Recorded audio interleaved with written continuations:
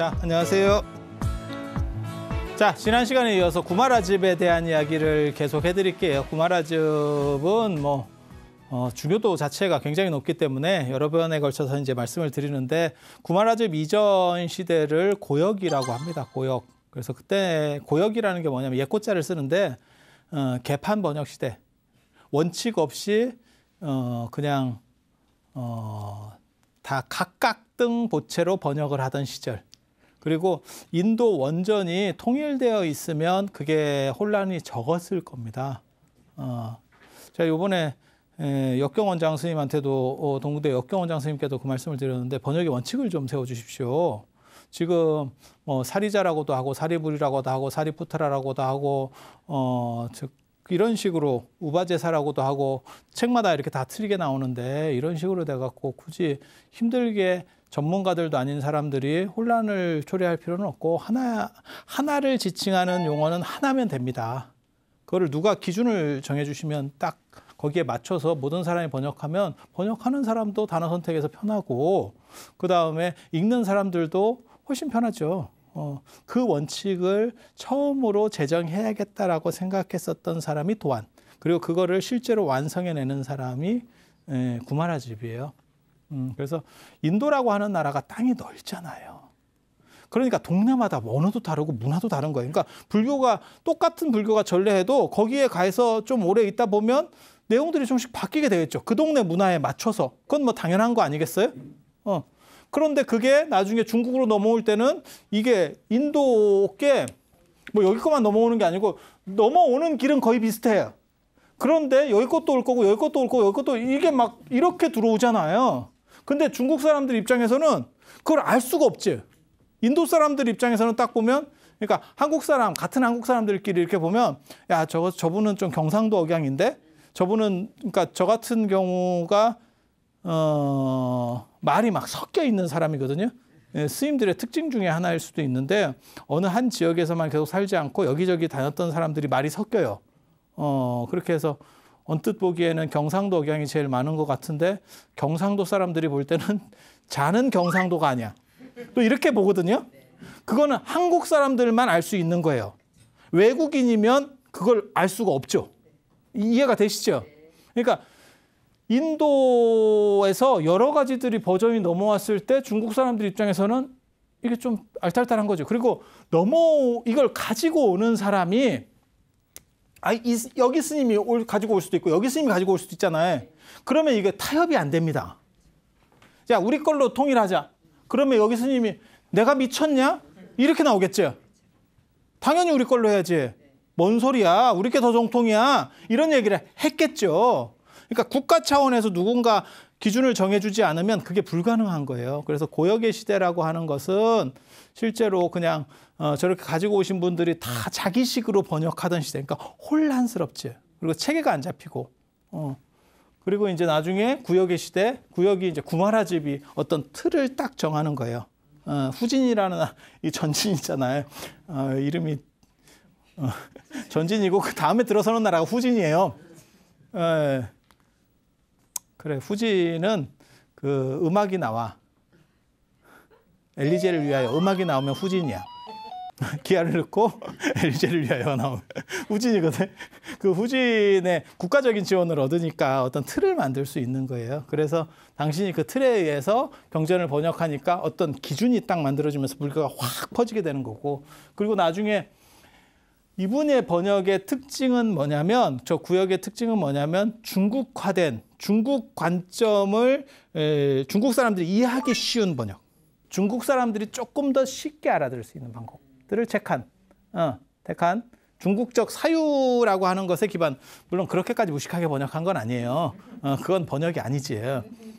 그리고 그런 식의 시도들이 원래는 있긴 있었어요. 그런데 그게 이제 도안에 의해서 극복되거든요. 그게 이제 중국 불교사로 얘기하면 격의불교에 대해서 이렇게 도안이 비판적이었다, 뭐 이렇게 나오는데, 아무튼 구마라즙 시대에도 그렇게 원시적이지는 않았지만 중국 사람들이 쉽게 알아들을 수 있는 방식으로 했어요. 왜냐하면 외래어라든가 이런 것들이, 인도적인 것들이 중국에 정착하는 데 있어서 좀 어려웠기 때문에 그걸 쉽게 해주려고. 근데 현장 때 오면 커피를 커피로 번역하는 거예요. 그게 신역입니다. 그러니까 재밌는 게 뭐냐면 구마라즙은 중국 사람이 아닌데도 더 중국식으로 하려고 했었고, 현장은 중국 사람인데도 더 어떻게 보면 인도식으로 하려고 했었고. 되게 재밌지? 되게 재밌지? 우리도 마찬가지예요. 우리도 똑같은 상황을 겪은 거예요. 최근에 우리가 사는 거를 보면 똑같이 겪은 거예요. 최대한 한문이나 이런 걸 써서 번역을 하려고 했었던 게 있고, 지금은 그냥 다 언어들이 막 들어오죠. 그래서 아파트 이름만 봐도, 아니면 지나가면서 간판만 봐도 저게 영어인지 불어인지 무슨 뭐 이태리 말인지 뭔지도 모르겠고, 족보도 모르겠고, 혀는 안 돌아가고, 어떤 놈은 게다가 한글도 안 써놓고 그냥 원어로 써놓고, 그래서 만날래도 만나지를 못하겠어. 약속 장소를 어디라고 지칭하기도 힘들어. 뭐 이런 거지 같은 경우들. 지금은 그만큼 이 외래 문화들이 더 많이 들어왔다는 얘기잖아요. 그러니까 현장 때하고 구마라집 때하고 시절이 다르다는 걸 생각하셔야 돼요. 그래서 저게 이제 구역이고 이게 신역이고, 이분도 체계적으로 딱 어떤 틀을 만들었어요. 그래서 경전을 뭐 엄청나게 번역했죠. 그리고 이제 지난 시간에 사실 그 말씀 드렸잖아요. 여광이 이제 383년에 깨는데 저 구자국을 깨거든요. 7만. 구자국이 또 잘못한 게 있어요. 구자국은 거리가 멀기 때문에 설마 너네가 여기까지 원정을 오겠어? 이런 생각을 했죠. 고구려도 비슷한 생각을 합니다. 나중에 보면 고구려도 비슷한 생각을 합니다. 야, 와도 너무 먼 거 아니냐? 이렇게. 그리고 실제로 그런 작전으로 해서 수나라가 고구려에 계속 들이받고 자기가 갔지. 얘네도 그렇게 생각했는데 이게 좀 달라요. 저 부견이라고 하는 사람이 진짜 패자의 기질을 가지고 있었던 사람인 건 맞아요. 그래서 여기를 싹쓸이하고 양양성을 먹을 때까지는 완전 대박이지. 이 강북에 있습니다. 이 강남에 있는 게 아니라 강북에. 이 요충지를 딱 먹고, 그리고 자신감이 딱 하니까 야, 가서 저 실크로드 쪽 싹 정리하고 구마라집 스님 모셔와. 여기까지는 좋았는데 저 부견 밑에 재상이 대단한 사람이 있었다 그랬잖아요. 왕맹이라고 하는 사람.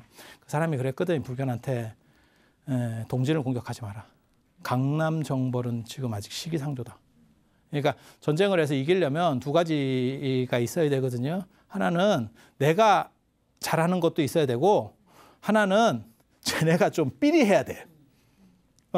쟤네도 잘하면 나도 잘하는데 쟤네도 잘하면 이게 이렇게 갑니다. 이렇게 평행선으로 가요. 그럼 서로 힘만 오사게 드는 거예요. 이게 오지게. 마치 그 기차 레일 가듯이 양쪽으로 평행선으로 가는 거예요. 이게 너무 힘들어. 그래서 양쪽이 이게 다 잘 돼야 되거든요. 그래서 여러분도 어렸을 때 그런 교훈을 다 조기 교육으로 받았었잖아. 뭘로 받았어요? 군용 모포 위에서 이렇게 화투를 하면서 앞에 손에 든 것도 중요하지만 뒷장도 중요하다. 라는 이런 가르침을 어른들께 받았었잖아요. 그러니까 인생이라는 게 그런 두 가지가 있어야 되거든요. 나도 잘하지만 상대가 무너져줘야 전쟁이 쉬운 거예요. 고구려도 계속 그렇게 갔지만 나중에 연개소문이 무너지면서 연개소문이 죽으면서 그 아들이 4분이 일어나니까 이게 꺾이는 거거든요. 연개소문이 계속 있으면 뻗었을 수도 있습니다. 뭔 뜻인지 아시겠죠?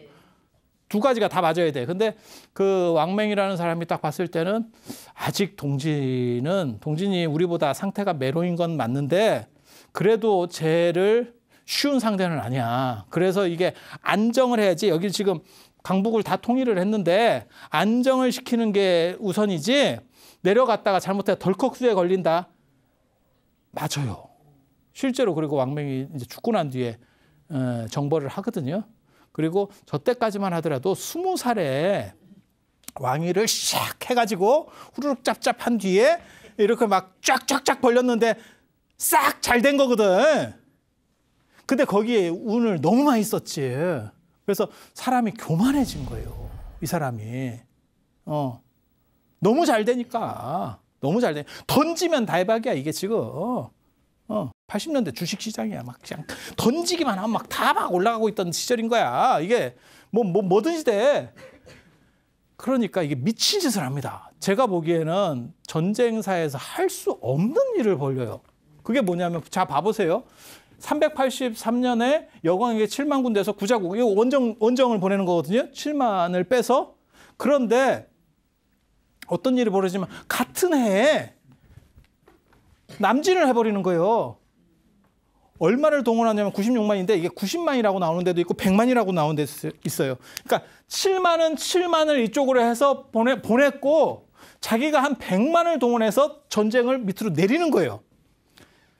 왜 이게 미친 짓이라고 그러냐면 전선을 아무리 제국이 강력해도 전선을 두 군데씩 벌리는 게 아니에요. 그냥 딱 생각만 해도 야 전쟁을 여기다도 하고 여기다도 이런 게 어딨어. 한 군데로 몰아가야지.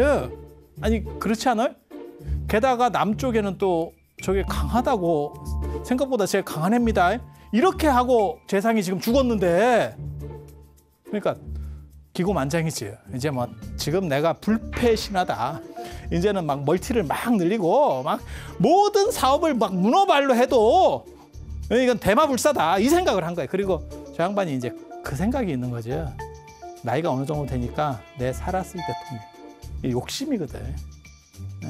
그런 생각이 이제 우리가 볼 때는 야 저 강북만 갖고도 이 정도 제국이면 이거 엄청난데 진짜 제국급인데 일반 나라가 아니고 이런 생각이 딱 들지만 저런 분들 입장에서는 또 생각이 다르지.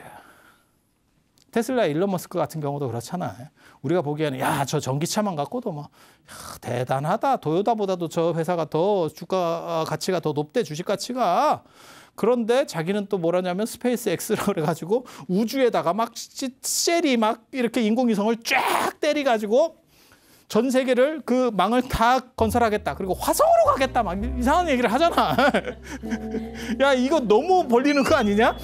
이거 하나 하고 안정하고 이걸 하고 아니고 동시에 딱딱딱 벌리는데 이러다가 하나가 덜컥수에 물리면 이게 연쇄로 넘어갑니다. 왜냐하면 다 내 돈 갖고 하는 게 아니고 돈을 끌어들여서 하거든. 그렇게 큰 기업 하시는 분들은. 근데 하나가 딱 터지잖아요. 연쇄로 넘어갑니다. 우리 IMF 때처럼. 도면으로 가거든요. 그럴 것 같지 않아요? 그런 거요. 사업을 안 해봐서 그래. 마치 제가 사업해본 사람인 것처럼 말하지만 저도 안 해봤죠. 예. 근데 그냥 생각해봐도 그런 것 같아. 근데 그런 분들은 이제 자신감도 있고 천재적인 머리가 있으니까 야 내가 이거 다 할 수 있어 라고 생각하는 거지. 그때 이제 운때가 샥 해가지고 꼬꾸라치면 날아가는 거예요. 한 방에 날아가는 거예요. 100년간 탐 일조진이라고 진짜 한 방에 훅 간다. 그게 이제 운이지. 일론 머스크는 운이 있는가? 부견은 운이 없었습니다. 부견은 운이 없었습니다. 2개 벌린 것까지는 괜찮았어. 그리고 병력도 압도적으로 많아요. 예, 96만인데 강남에 동지인이라는 나라는 군사가 8만이에요. 야 이거 딱 봐도 경기 안 되지. 그런데 이 강남은 늘상 버티는 방법이 있어요. 양자강을 중심으로 해서 대치를 하고 이게 큰 강이기 때문에 이게 쉽지가 않다고요. 그러다가 비수에서 이제 전쟁이 벌어지는데 제가 비수대전이라고 굉장히 유명한 전쟁입니다. 96만이 8만한테 깨졌으니까 얼마나 유명한 전쟁이겠어. 저거보다 전쟁 규모가 큰 게 우리나라 고수 전쟁 때 그때 우리가 이제 살수대섭 때 그때 100만이 넘게 깨지거든요.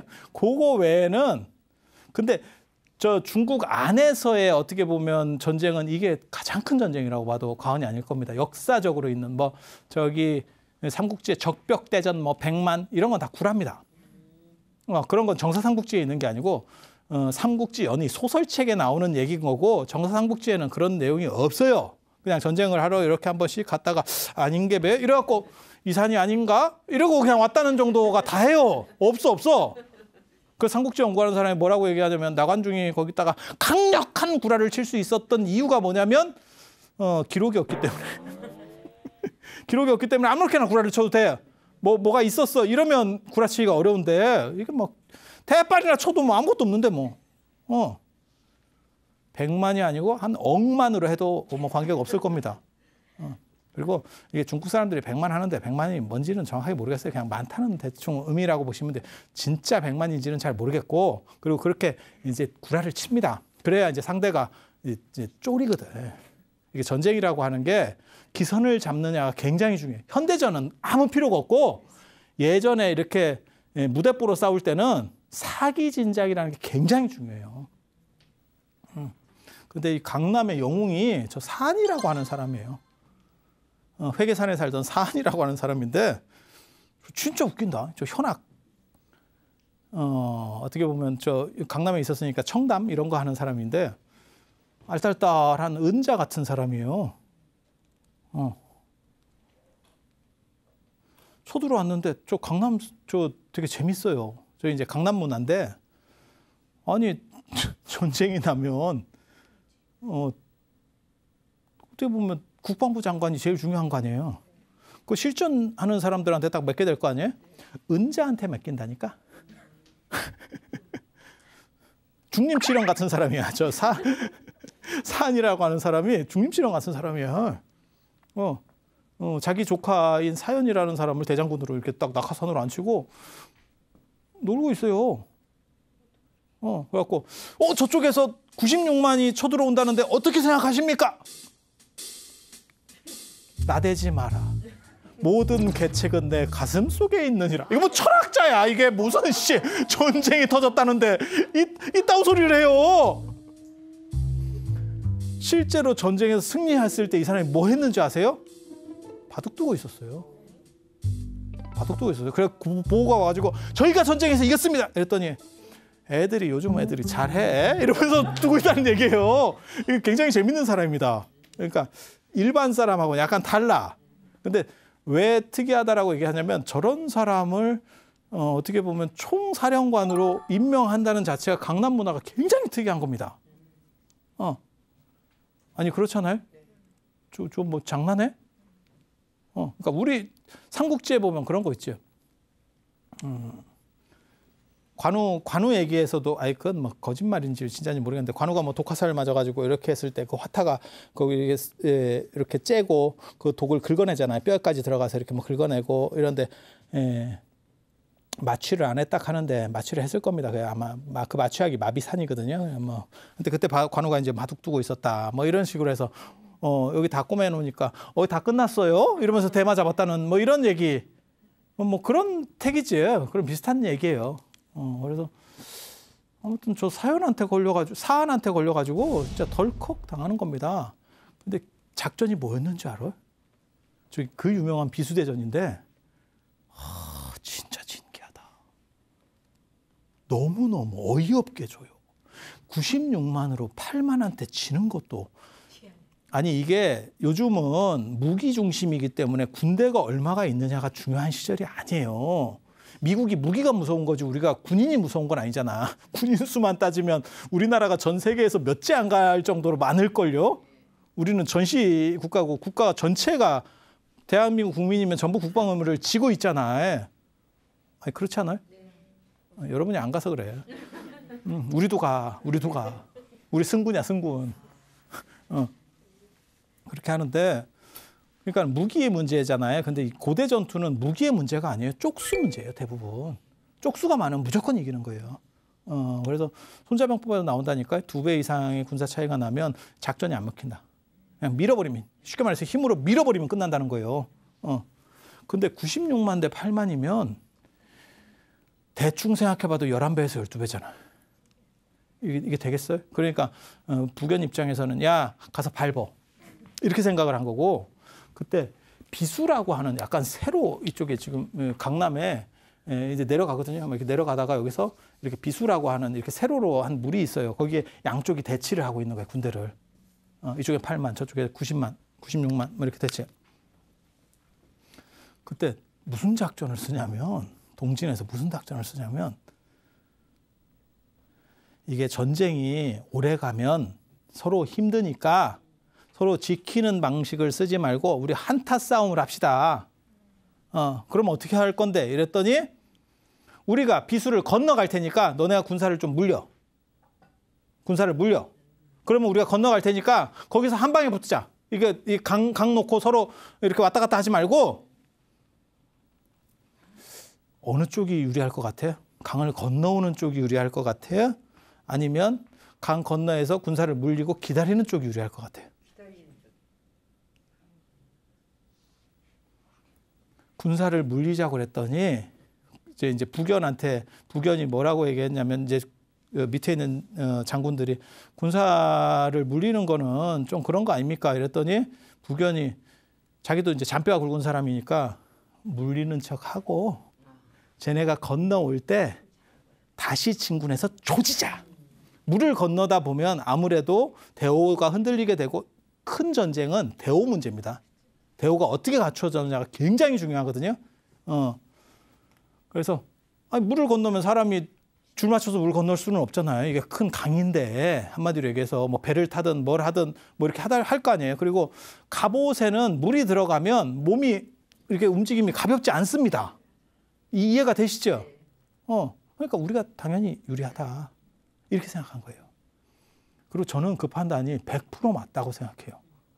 그거는 현명한 판단이라고 생각해요. 그래서 좀 군대를 밀었다가 쟤네가 건너올 때 조지든지 안 그러면 건너와서 대오를 정비할 때 공격하면 경기 끝이에요. 이거 같은 군세라도 이깁니다. 이거 100% 이깁니다. 그런데 문제는 얘네가 군대가 너무 많았던 게 문제예요. 군대가 적었으면 됐는데 군대가 너무 많으니까 야 뒤로 백해. 이제 앞에서 명령이 떨어졌을 거 아니야? 물러나는데 한참 걸리는 거예요. 근데 뒤쪽에서는 무슨 얘기가 나오냐면 야 져서 물러나는 거 아니야? 야 우리 앞에가 날아간 거 아니야? 이제 이 생각이 드는 거야. 앞에서는 작전상 이거는 물러난 거라고 수뇌부들은 알고 판단을 한 건데 이게 너무 머니까 전달이 안 돼요. 가족 오락관 벽과 벽 사이처럼 전달이 안 돼. 그래서 뒤쪽으로 가면 무슨 일이 벌어지냐면 우리가 쳤단다. 도망가는 것만이 산다. 이렇게 얘기가 나오는 거예요. 그리고 그걸 강남의 동진 사람들이 약을 팔아요. 그게 걔네 작전이었던 거야. 그러니까 안 죽으려고 서로 도망가면서 밟아 죽이는 걸로 경기가 끝납니다. 제대로 싸워보지도 못하고 그냥 지그들끼리 밟아서 경기를 끝내요. 그래서 쟤네가 건너와서 요거를 이렇게 딱 때렸더니 죽었부대. 너무 어이없게. 그런데 죽었는데도 10만이 남았대. 패잔명을 모은 것만 10만이래. 도망가서. 야, 그것만 갖고도 할 수 있을 것 같은데. 근데 한번 사기가 저렇게 꺾이면 통제를 못합니다. 이게 통제를 못합니다. 그래서 그 부관에 이제 요장이라는 사람이 있는데 그 사람이 이렇게 딱 눈치 보고 있다가 저희 강북이 통일된 지가 얼마 안 돼 가지고 이제 다 이렇게 좀 이렇게 서로 힘에 의해서 그러니까 뭐 생각하시면 되냐면 풍신수기 생각하시면 돼요. 일본의 전국시대를 풍신수기 도요토미 히데요시가 통일하잖아요. 그런 상황에서 도요토미 히데요시한테는 눌려 있어요. 근데 이 사람이 죽으면 이제 찢어지는 거거든. 또다시 이제 혼란기로 접어들게 되거든. 마찬가지. 북연이라고 하는 사람의 압도적인 군사력에 의해서 눌리고 있었는데 이게 깨져가지고 이렇게 되니까 그 밑에 이렇게 이제 장군으로 있었던 요장이 야 이거 내가 갖고 있는 것만 해도 이렇게 싹 하면 나 왕할 것 같은데 아니, 전체 필요 없고 우리는 전체 필요 없고 일부만 하면 돼. 일부만 하면 돼. 그거를 요장만 생각했겠어? 딴 놈도 생각했겠지? 그러니까. 그래서 그 요장이라고 하는 사람이 북연을 죽여요. 북연을 죽여버리고 자기가 이제 초대 후진의 임금으로 등극을 하게 되는 거죠. 임금을 등극하고. 그러니까 어이없게 죽어요. 어이없게 죽어 진짜. 안타깝게 어떻게 보면 천하의 패자가 될 만한 정도의 위치에 있었는데 안타깝게 죽어요. 안타깝게 죽고 여기서 지금 한타 싸움에서 진 거잖아. 이때 56세. 이게 제가 보기에는 나이로 봤을 때는 조급했던 거야. 이때 56세는 이게 지금 언제 죽어도 가능한 정도의 나이예요. 이 시절에는 이거 굉장히 오래 산 겁니다. 56세도 제가 전에 말씀드렸잖아요. 율곡이나 아니면 신사임당 뭐 47세, 48세 뭐 이렇게 다 돌아가시는 거라고. 그래서 우리 나이로 쳐도 49세 안에 다 대부분 가요. 그러니까 56세. 근데 이 양반은 이제 전체를 통일해서 대업을 이루려고 그리고 저때 56세면 지금으로 말하면 거의 한 7, 80 정도 될 겁니다. 그 정도 연배라고 생각해도 크게 문제는 없을 거예요. 뭐 80까지는 좀 그렇고 한 뭐 60대 후반, 70대 정도 생각을 해도 될 거예요. 그러면 판단력이 좀 흐려집니다. 아무리 영민한 사람이라도 판단력이 흐려집니다. 그래서 조급해하다가 결국 날아간 것 같아요. 그렇게 해서 여기서 비수대전에서 결국 깨지거든요. 깨지고 나서 요흥에 의해서 죽고, 지금 얘기한 거예요. 요흥에 의해서 죽고 385년에 죽는 거예요. 그러니까 여기서 여광이 정벌하러 가서 결국은 구자국을 깼는데 본국이 망했어요. 그러니까 무슨 생각을 할 것 같아요? 야, 나한테 지금 7만 있고 내가 쟤네 깼어. 얘가 지금 어디에 와 있는 거냐면 지금 여광은 지금 중국에 여기 있는 거예요. 여기서 지금 깨졌고 이 나라는 지금 없어졌어. 그리고 딴 게 이제 사부작 여러 개로 이제 야, 내가 다음은 나 아니야? 이제 이러면 살살살 이것들이 나오기 시작하고, 그리고 여기는 좀 멀거든요. 이 본토에서 서북인도 중국의 서북 쪽이니까 좀 멀어. 그러니까 뭐라고 생각하냐면 그러면 나도 여기서 그냥 굳이 내가 가서 쉽게 말해서 내 상관도 없어졌고 나라도 없고 군대는 있고 7만이면 상당한 군대예요. 7만이면 상당한 군대예요. 이게 지금 300년대 얘기잖아요. 지금 300년대 얘기를 하고 있는 거잖아요. 상당한 군대예요. 그러면 이렇게 해서 만드는 게 후량입니다. 나라를 그냥 세우는 거지. 내가 황제, 나도 임금이야. 이제 용꼬리보다는 닭머리가 낫다고 기회 봐서 바로 눌러 앉은 거예요. 그래서 이제 후량이라고 하는 나라를 세우게 되는데 여기가 수도가 무위예요. 무위, 주천, 장액, 그다음에 돈왕 이렇게 사도사군이라고 하는 거거든요. 저 무위에 제가 전에 가니까 실크로드에 가니까 저기에 구마라집 사가 있어요. 구마라집 절이 있는데 저기서 이제 한 16년, 17년 동안 이제 이렇게 잡혀 있는 거예요. 구마라집이. 그리고 여광은 구마라집이나 불교에 대해서 이렇게 조금 그리고 별로 안 좋아해요. 그리고 구마라집이 그래서 그 밑에서 이제 생체 실험을 한다니까. 마루타, 이래서 술도 한번 먹여보고, 뭐 여자도 이렇게 해가지고 결국은 이제 나중에 술 먹고 뭐 파괴했다라고 하는 거고, 그리고 힘들게 삽니다. 초반에는 상당히 힘들었던 것 같아요. 저게 구마라집에게 있어서 가장 좋은 약이었다. 저는 그렇게 생각을 하는 거예요. 왜? 저 사람이 왕자 출신으로 해가지고, 그러니까는 뭐 진짜 왕자는 아니지만 자기 엄마가 공주였으니까 왕족 출신으로 해서 어렸을 때부터 소년천재예요. 소년천재. 그래서 아니 저번에 얘기했잖아요. 지난 시간에 얘기했잖아요. 9살에 벌써 논쟁에서 다 깨버리는 정도의 머리를 가졌는데, 그러니까 사람들이 다 받들어주거든요. 실제로 나중에 구마라집이 저 구자국에서 한참 잘 나갈 때 그 동네에서 설법을 하면요, 그 동네 그러니까 그 주변 국가들의 설법하면 초청으로 가잖아요. 왕들이 무릎을 꿇고 계단을 만들어요. 설법대가 여기 있잖아요. 그러면 여기서 무릎 꿇고 이렇게 쭈그리고 있으면 구마라집이 그걸 밟고 올라갑니다. 설법대로. 현장 스님도 나중에 고창국에서 그런 일이 벌어져요. 그러니까 저게 실크로드의 어떤 그러니까 불교 왕들이 법사를 존중하는 문화예요. 그런 식으로 대우를 받으면요, 집안 좋지, 머리 좋지, 그 다음에 그런 대우를 받지, 사람이 이렇게 넘어갑니다. 어깨에 막 벽돌이 한 20개씩 들어갑니다. 이게 그럴 것 같지 않아요? 이게 안 보여. 여기 사람 있냐? 뭐 이런 거. 근데 여광을 만나가지고 마루타로 떨어진 거예요. 실험용 흰쥐. 갑자기 여기 있다가 비루지카 삼천척 해가지고 여기야. 야, 이렇게 되면 진짜 정신이 오락가락 할 거예요, 사람이. 우리 같은 사람이 여광한테 걸려서 저렇게 당하면 그럴 수도 있지. 제가 늘상 얘기하는 거 있어요. 뭐 좀 문제 생겨가지고 예를 들어서 깜빵에 가 선원 간다고 생각하지 뭐. 우리는 그렇게 생각하면 돼. 야, 이거 무문관인가 봐. 무문관인가 봐. 야, 이거 한 5년짜리 무문관이야. 이렇게 생각하면 돼. 왜? 우리 같은 사람이니까. 별게 없으니까. 근데 재벌같이 크게 이렇게 편하게 산 사람이 감옥에 들어가면 그걸 제일 싫어한다는 거잖아요, 재벌들은. 우리가 볼 때는 그 재벌 감옥은 보통 이렇게 좀 형편 어려우신 분들보다 낫거든요. 그 감옥이.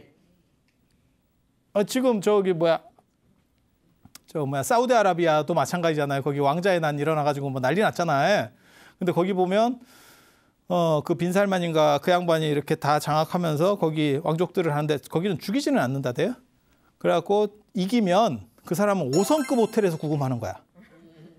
5성급 호텔의 구금이야. 나 그런 구금 좀 당해봤으면 좋겠네. 아니 죽이는 것도 아니고 5성급 호텔에서 내가 그냥 원하는 거 다 할 수 있어. 단 못 나가. 단 못 나가. 그럼 그냥 책이나 번역하고 있지. 공부하면 되나 공부하면. 아니 괜찮을 것 같은데. 근데 그 사람들은 그게 굉장히 힘들대요. 왜냐하면 자유롭게 산 사람들이니까.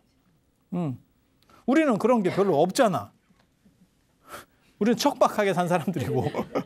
그러니까 이게 아무튼 뭐 추락하는 것은 난리가 있다처럼 위에서 떨어지는 높이가 낙차가 클수록 절단이 나는 거예요. 그래서 여러분들은 그런 위험성을 줄여주기 위해서 인생이 이렇게 평으로 가는 거예요. 부담이 없잖아. 참 인생 편하게 살았지. 특별히 높은 것도 아니고 낮은 것도 아니고 이렇게 평으로 쭉 박스권에서 움직이지. 다 그렇게 다 선견지명이 있는 거예요. 여러분 부모님들이 여러분들이 충격받을까봐 재벌인데도 속이고 그렇게 이렇게 청빈하게 사신 거예요. 사실은. 그래서 그렇게 떨어지니까 거기서 하층민들의 고뇌 이런 거에 대해서 직면하는 거예요. 이건 굉장히 중요한 거예요.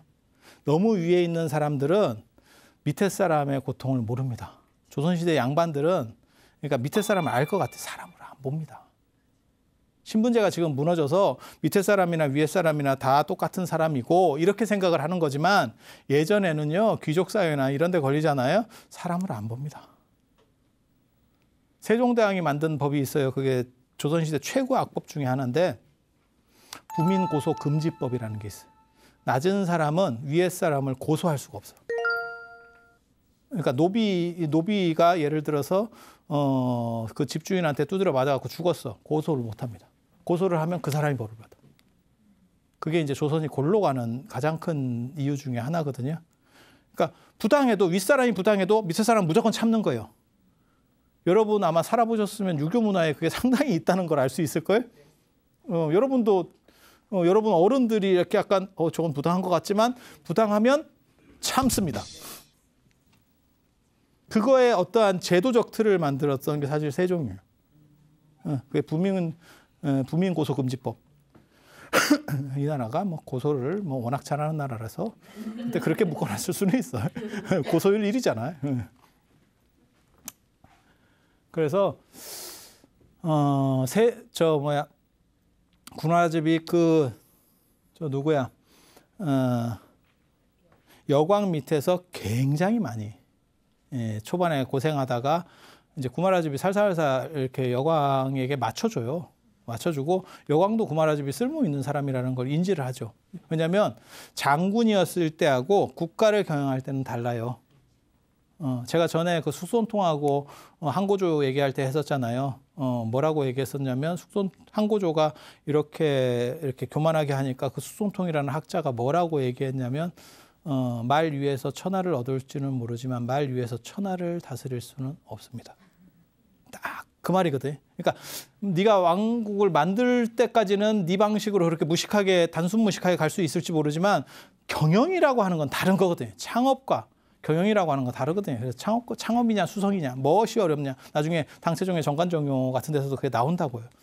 그 화두적인 얘기가 나오는데 그래서 그 구마라집이 필요하다는 것도 알았기 때문에 대우를 어느 정도 해줘요. 근데 맨 밑에서 한번 굴러봤다가 풀리면 사람이 위아래를 다 아는 거죠. 그래서 중국인들에게 가장 필요한 불교는 무엇인가에 대한 게 풀리게 되는 거예요.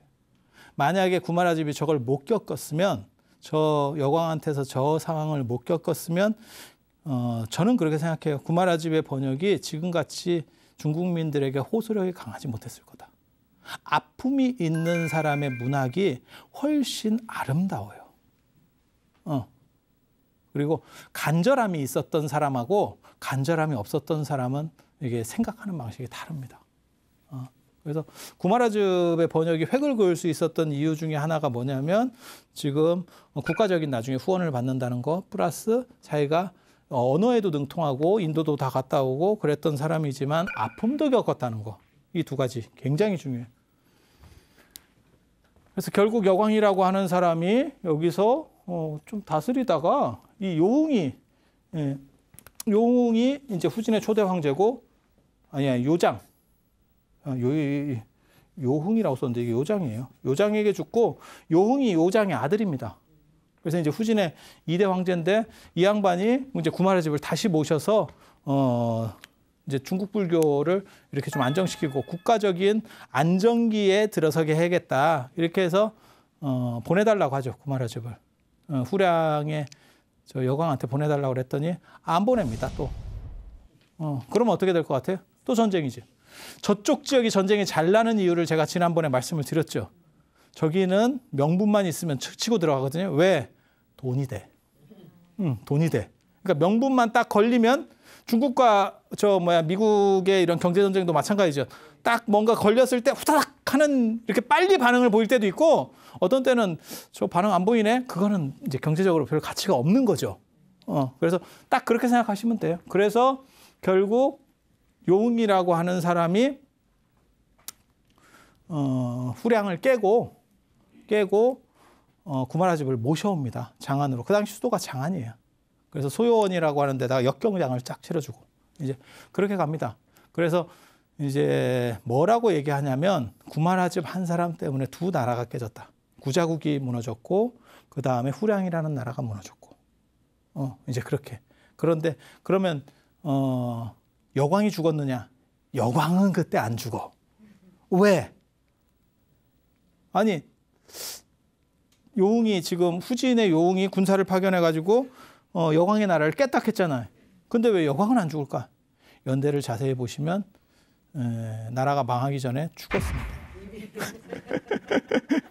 죽었습니다. 뭐 부관 참시하지 않는 이상은 뭐 그렇게 해서 구마라집이 저기서 한 16년에 17년 동안 있다가 드디어 장안에 와서 뜻을 펼치기 시작을 해요. 이게 이제 인생 산막이야. 그리고 아까 제가 그 얘기를 해드리려고 했어요. 저 무의가 후량의 수도인데 거기 가니까 구마라집사가 있고 구마라집 탑이 있더라. 거기서 한 16년, 17년 살았으니까 탑이 있을 수 있지? 거기에 뭐라고 쓰여 있는 걸 봤냐면 구마라집 혀의 탑이다. 혀탑이다.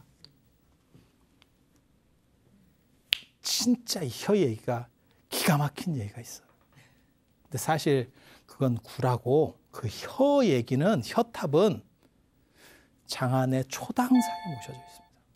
내가 그걸 또 알거든. 혀만 불에 안 타고 사리로 바뀐다. 굉장히 진귀한 얘기. 아마 불교의 사리 역사상 혀가 사리가 된다는 얘기는 아마 이건 진짜 들어보기 어려워. 그 들어보기 어려운 얘기를 누가 해줘요? 내가 해줘. 내가. 그리고 그 혀가 사리가 된 게 구마라집 말고 우리나라 백제에도 있었어요. 백제에도. 백제 스님에도 있었어. 진짜 진경. 다음 시간에 여기서 들어봐. 다음 시간에 여기서. 자, 그러면 오늘 이상 마치고 다음 시간에 또 흥미롭고 그 다음에 깨우침이 있을 수 있는 그런 이야기로 다시 찾아뵙도록 하겠습니다. 자, 들어주셔서 감사합니다.